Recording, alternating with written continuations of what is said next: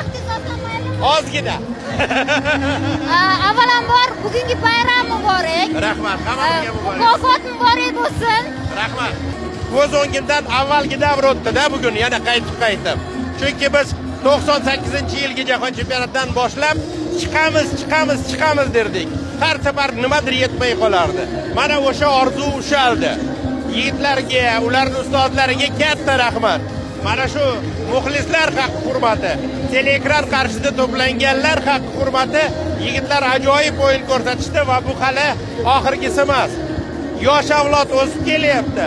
Xudo xohlasa, o'smirlarimiz, yoshlarimiz mana bu milliy terma jamoa eshigini ochib kirishadida O'zbekiston muntazam ravishda jahon chempionatlarida o'ynaydigan bo'ladi.